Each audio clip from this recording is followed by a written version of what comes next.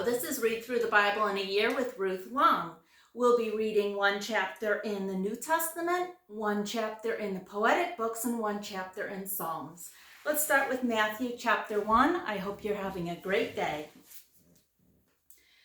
A record of the genealogy of Jesus Christ, the son of David, the son of Abraham. Abraham was the father of Isaac, Isaac the father of Jacob, Jacob the father of Judah and his brothers, Judah the father of Perez and Zerah, whose mother was Tamar, Perez the father of Hezron, Hezron the father of Ram, Ram the father of Abimelech, Abimelech father of Nahshon, Nahshon the father of Salmon, Salmon the father of Boaz, whose mother was Rahab, Boaz the father of Obed, whose mother was Ruth, Obed the father of Jesse, and Jesse the father of King David. David was the father of Solomon, whose mother had been Uriah's wife. Solomon the father of Rehoboam, Rehoboam the father of Abijah, Abijah the father of Asa, Asa the father of Jehoshaphat, Jehoshaphat the father of Jehoram, Jehoram the father of Uzziah, Uzziah the father of Jotham, Jotham the father of Ahaz, Ahaz the father of Hezekiah, Hezekiah the father of Manasseh, Manasseh the father of Amon, Amon the father of Josiah, and Josiah the father of Jeconiah and his brothers at the time of the exile to Babylon.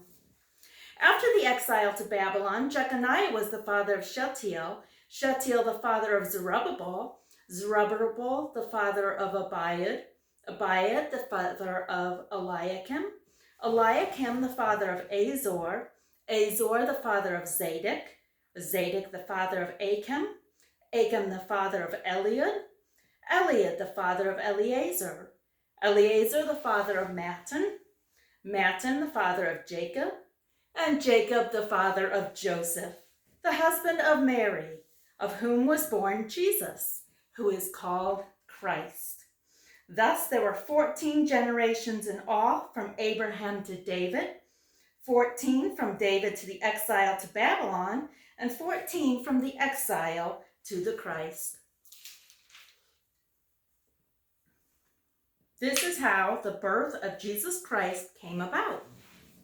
His mother Mary was pledged to be married to Joseph, but before they came together, she was found to be with child through the Holy Spirit.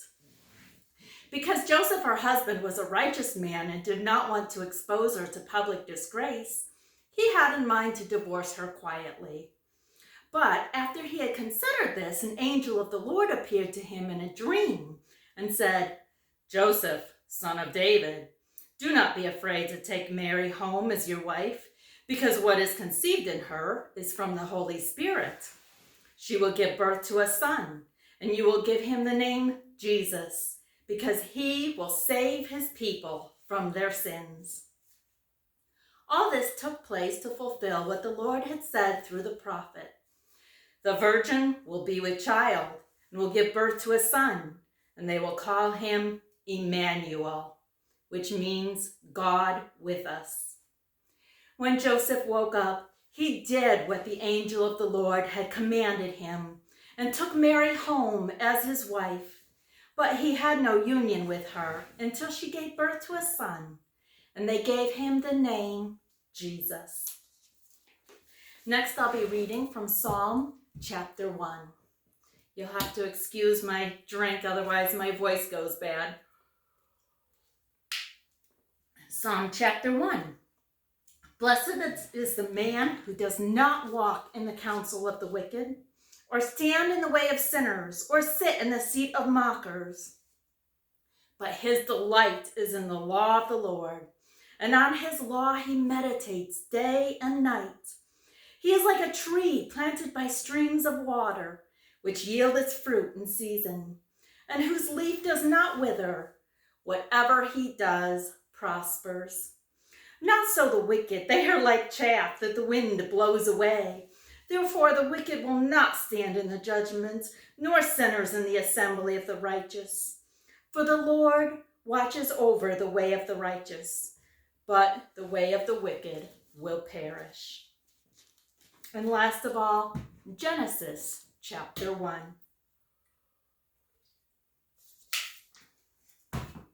In the beginning, God created the heavens and the earth. Now the earth was formless and empty. Darkness was over the face of the deep, and the Spirit of God was hovering over the waters. And God said, "Let there be light." And there was light. God saw that the light was good, and he separated the light from the darkness. God called the light day, and the darkness he called night. And there was evening, and there was morning, the first day. And God said, "Let there be an expanse between the waters to separate water from water." So God made the expanse and separated the water under the expanse from the water above it. And it was so. God called the expanse sky. And there was evening and there was morning, the second day.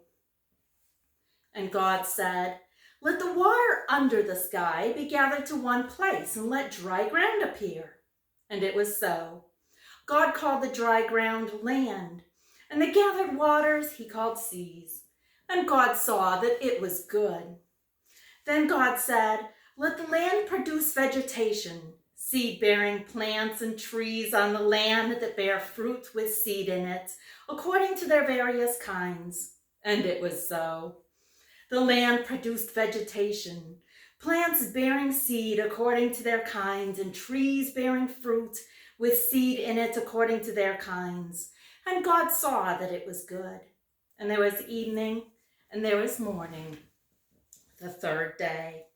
And God said, "Let there be lights in the expanse of the sky to separate the day from the night, and let them serve as signs to mark seasons and days and years. And let them be lights in the expanse to govern the day, and lesser lights to govern the night." And he also made the stars. God set them in the expanse of the sky to give light on the earth, to govern the day and the night, and to separate light from darkness. And God saw that it was good. And there was evening, and there was morning, the fourth day. And God said, "Let the water teem with living creatures, and let birds fly above the earth across the expanse of the sky." So God created the great creatures of the sea and every living and moving thing with which the water teems according to their kind, and every winged bird according to its kind. And God saw that it was good. God blessed them and said, "Be fruitful and increase in number, and fill the water in the seas, and let the birds increase on the earth." And there was evening and there was morning, the fifth day. And God said, "Let the land produce living creatures according to their kind, livestock, creatures that move along the ground, and wild animals, each according to its kind."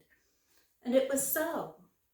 God made the wild animals according to their kind, the livestock according to their kind, and all the creatures that move along the ground according to their kinds. And God saw that it was good. Then God said, "Let us make man in our image, in our likeness, and let them rule over the fish of the sea and the birds of the air, over the livestock, over all the earth, and over all the creatures that move along the ground." So God created man in his own image. In the image of God, he created him. Male and female, he created them. God blessed them and said to them, "Be fruitful and increase in number, fill the earth and subdue it. Rule over the fish of the sea and the birds of the air, and over every living creature that moves on the ground." Then God said, "I give you every seed-bearing plant on the face of the whole earth, and every tree that has fruit with seed in it. They will be yours for food. And to all the beasts of the earth, and all the birds of the air, and all the creatures that move on the ground, everything that has breath of life in it, I give every green plant for food." And it was so. God saw that he had made. God saw all that he had made, and it was very good. And there was evening, and there was morning, the sixth day. Thus the heavens and the earth were complete in all their vast array. Thank you for listening. Have a blessed day.